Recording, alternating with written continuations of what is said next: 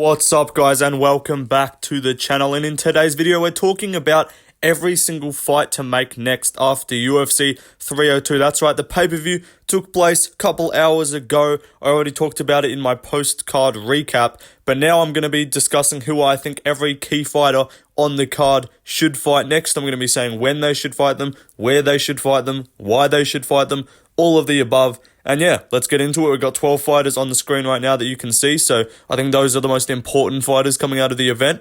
You might see Eileen Perez down the bottom and wonder what she's doing here. Don't worry, let me cook. But yeah, we'll get to that in a minute. But let's start off with the winner of the main event. So Islam Makhachev, it's pretty clearly Arman Tsarukyan next. I normally, for these videos, I'll do a bit of a ramble. I'll talk a bit. I'll kind of give a bit of backstory and I'll go, I think they should fight a guy who this and this. And it's like, nah.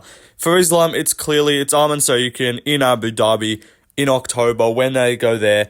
There's really no other fight to make, let's be honest. Islam, I know he's talking about going up to welterweight. Just no, you don't get to do that. You just fought Poirier, who's an undeserving, who was it, like, respect to him. He had a great fight. It was a great scrap. But you can't be acting like, okay, like, I'm not trying to say these are bad wins, but in terms of, like, you won the belt off Oliveira, you beat Volk twice, who's not ranked at lightweight, and then you beat Poirier. Amazing wins, but in terms of you've not cleaned out lightweight, Arman is there, he just beat Charles, you got to fight him. Then if you win, we can talk about welterweight. But for now, it's Arman, it's Abu Dhabi.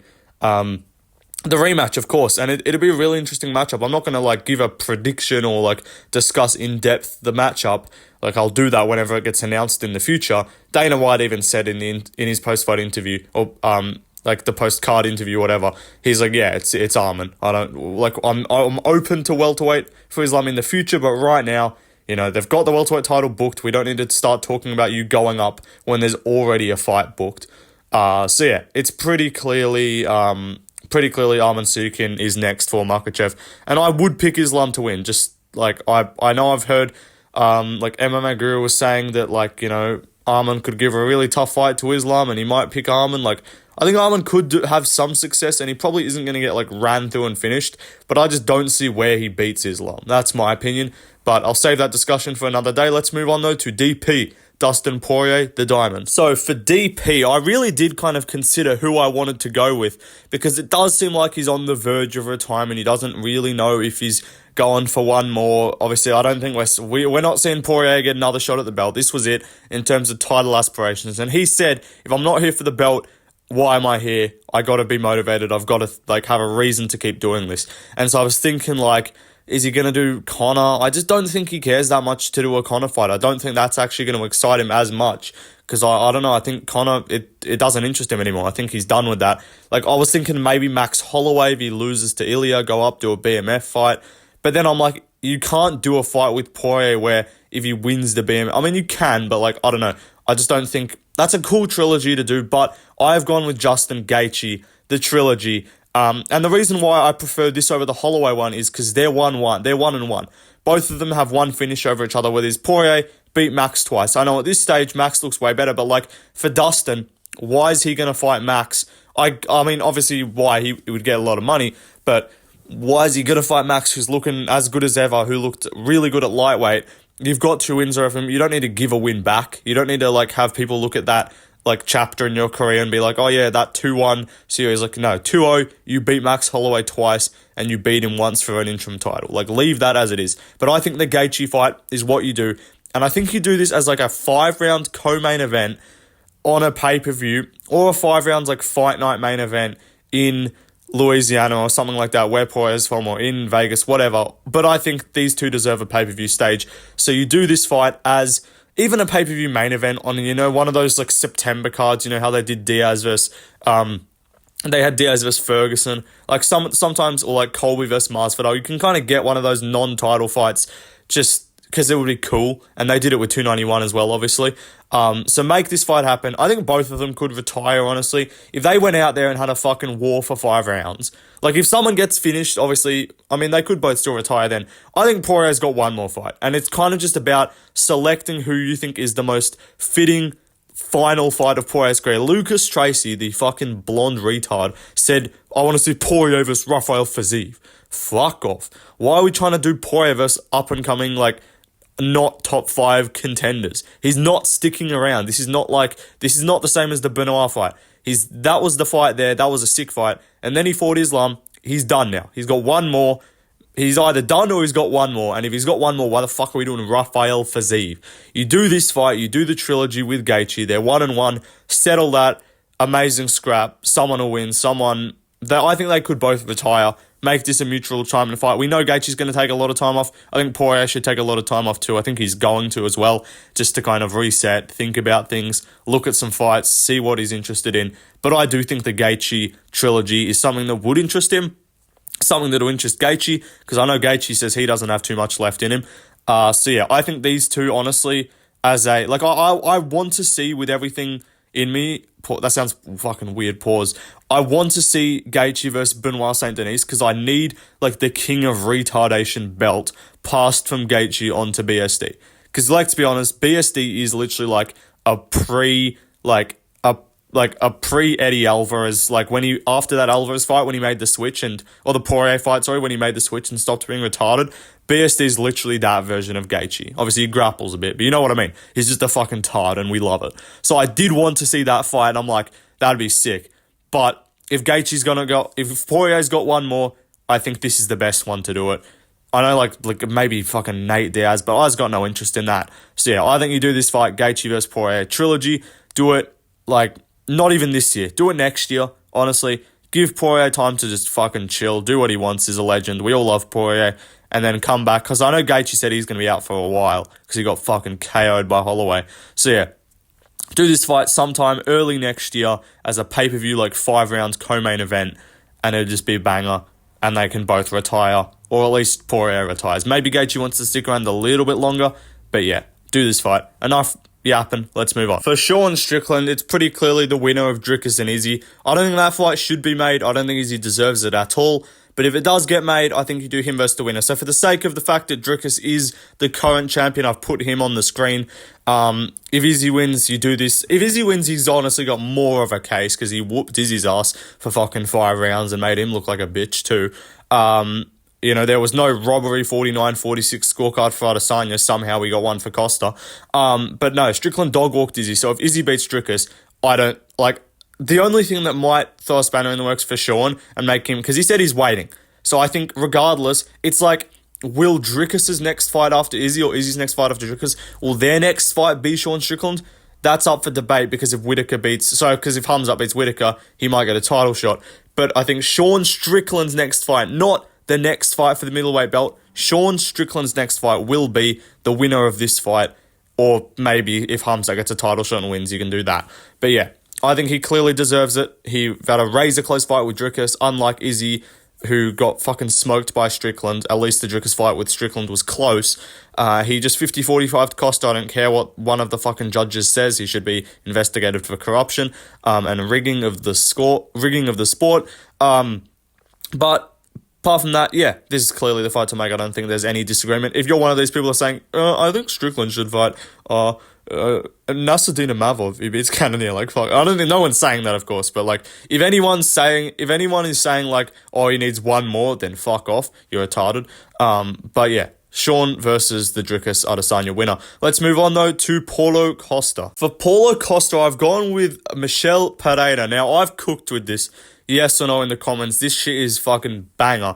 We need to not give this guy someone who's just going to take him down and be boring. Not give him, fucking some random guy on some just random NPC striker. Respect to Jack Hermanson. No one's trying to see Paulo Costa versus Jack Hermanson.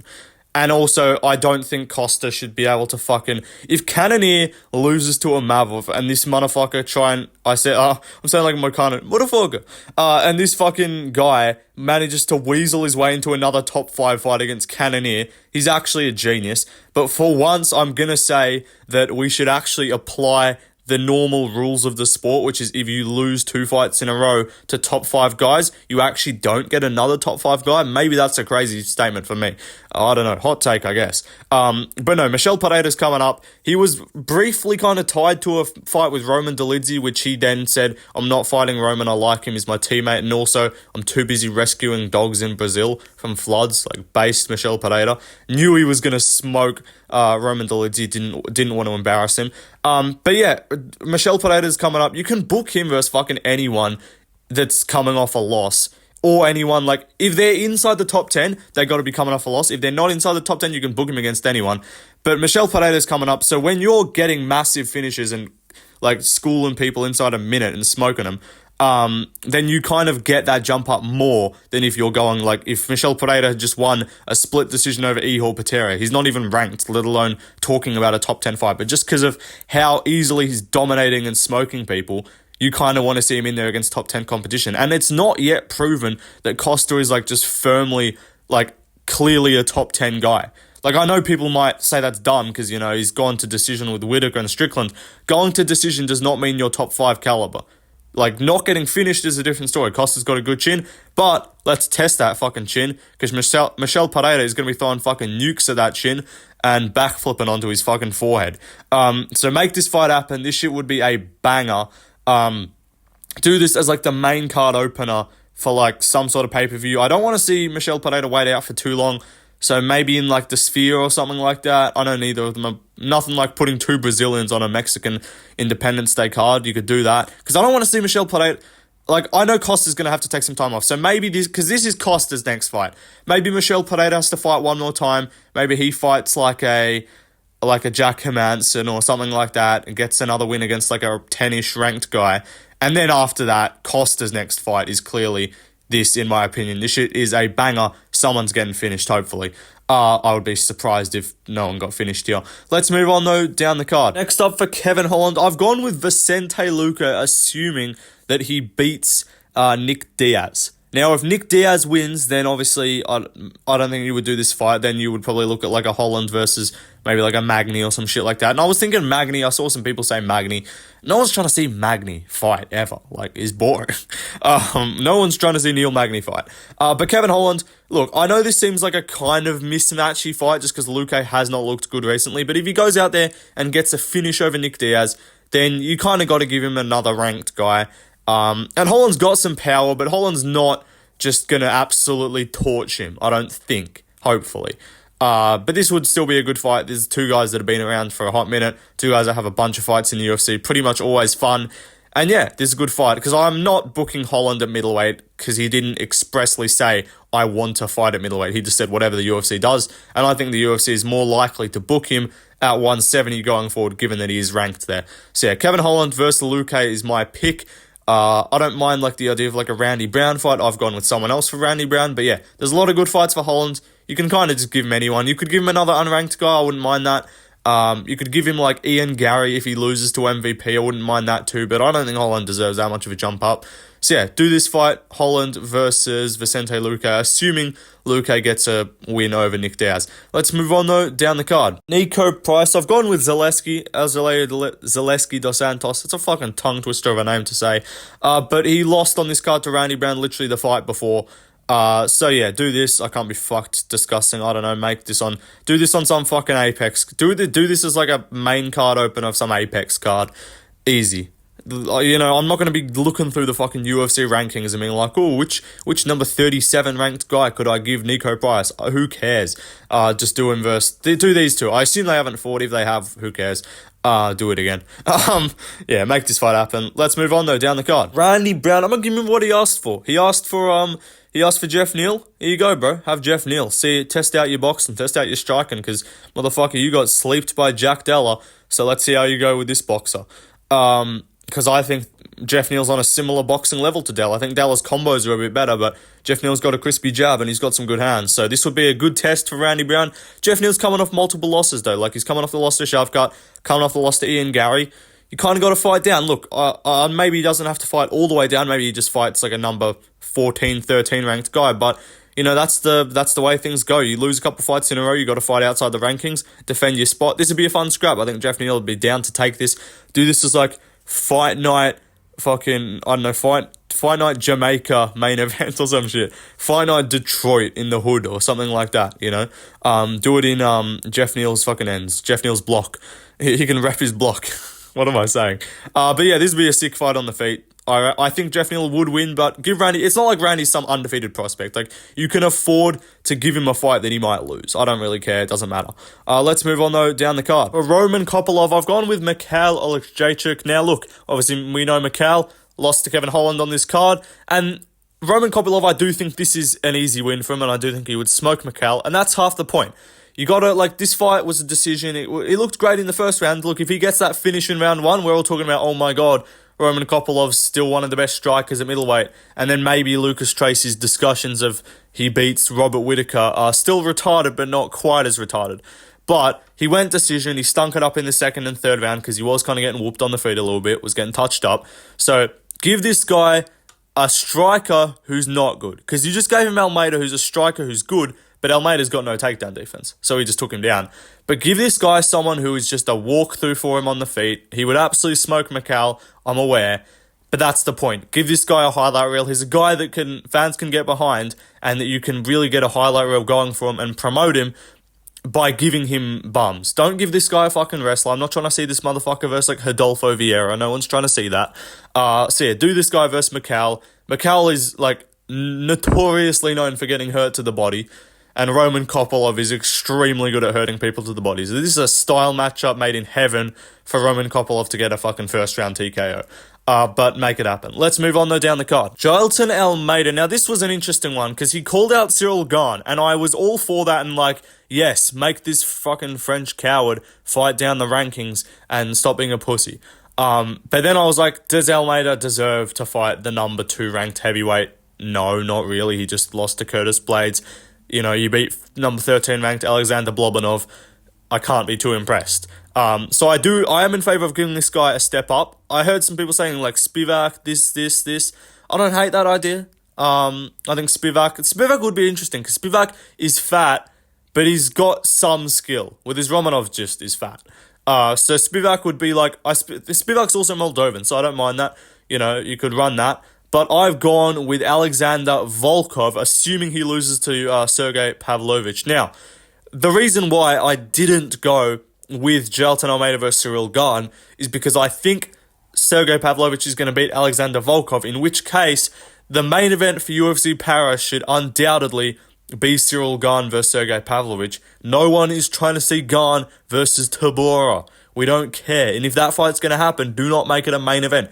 If that fight's going to happen, make it the co-main event of like either BSD versus like fucking Fazeev or some shit as the main, like an actually interesting fight, or like if a Mavov wins against Cannonier and Whittaker loses to Hamzat, do like a Mavov versus fucking Whittaker as like a 5-round main event. That's sick. No one's trying to see Gane get a second round standing hammer fist TKO with punches to the back of the head against Marcin Tabora and then call for a title shot. So yeah, do Almeida versus Volkov, assuming he loses to Pavlovich. Do Pavlovich versus Gane, pretty clearly. I'll talk about that more after that card happens. But yeah, this is a good fight. I think he would probably beat Volkov, but Volkov's actually solid, so yeah.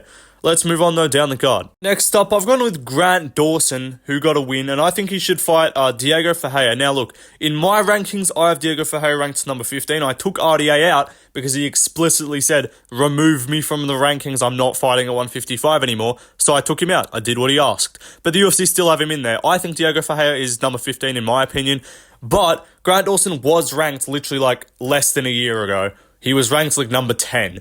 So I think you do this fight and the winner then becomes ranked in the UFC rankings. They can move on to bigger and better things. But this would be a good fight. Really intriguing grappling fight too. Diego Ferreira's got great jiu-jitsu. He had a really cool fight with Gamrot. The scrambles there were sick.